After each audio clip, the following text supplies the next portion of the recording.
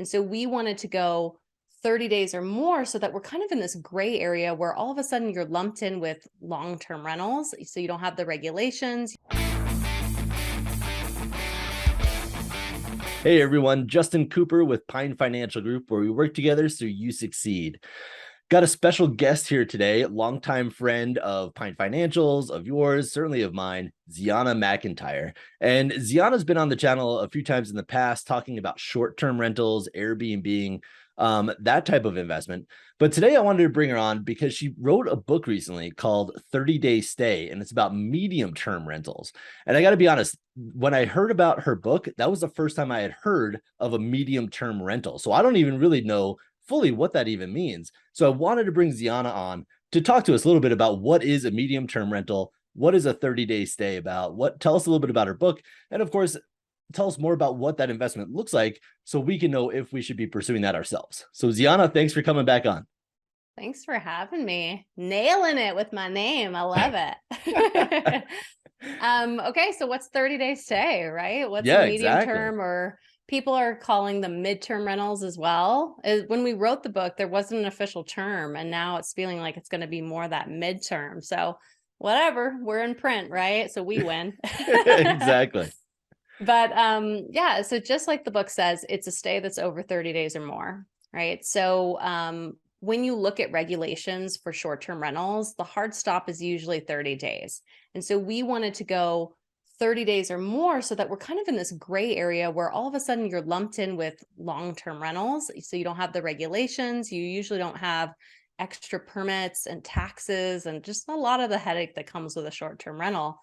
But there's still so much demand in this space. So these are still furnished and they end up serving a lot of different types of tenants, but the ones that people hear the most of are travel nurses.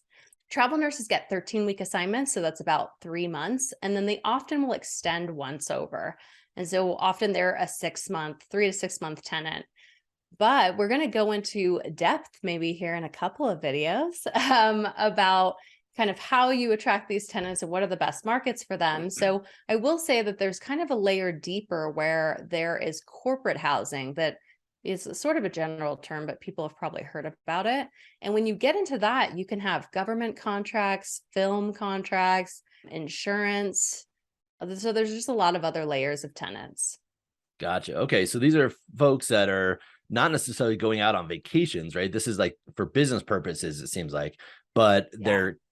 they're only coming in for 3 6-month stays. They don't want to be bringing and packing up their whole house because they know they're going to be traveling again in a couple months. So they're looking for something that's furnished. They're looking for something that's turnkey. They can move right into it, stay for a couple months, and then move on. But it's great for us as investors because it helps us avoid a lot of that regulation that's been really hurting the short-term rental market, right? Because everybody's Yeah. wanting to do Airbnb under 30 days.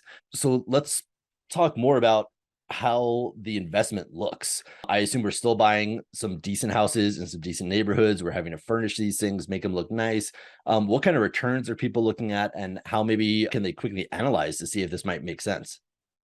Yeah. So returns wise, again, we're going to have to split this into kind of 2 tiers. So the first tier is if you just rent on Airbnb and a website called Furnish Finder, which is where you get a lot of the traveling nurses. Then if you go deeper and you go into contracts, you're going to get a lot more from those because they end up coming from agencies. And so if an insurance company is paying out, they're competing with hotel rooms, and they often might have to do 3 or 4 hotel rooms to equal up a whole house, right? So the amount you can get is a lot. And so that first tier might be a little bit less than a short-term rental, which just on a broad stroke, people say short-term rentals are twice market rate.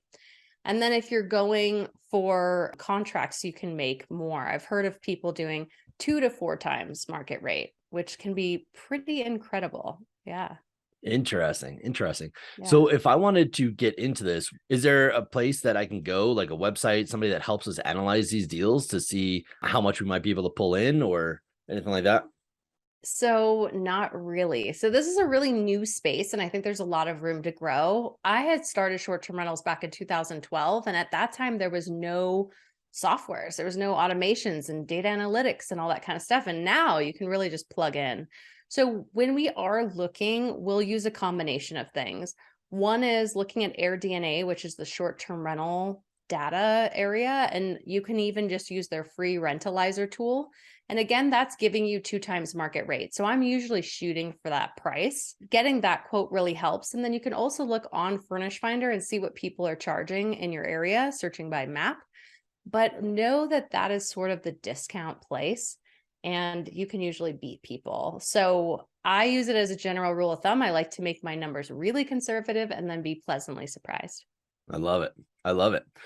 All right. Well, that's awesome. Well, I think that gives us a pretty good overview of all the good things of the midterm stays. But what are some of the downsides? Why would somebody not want to, or what might somebody be surprised if they just dive right into a midterm rental?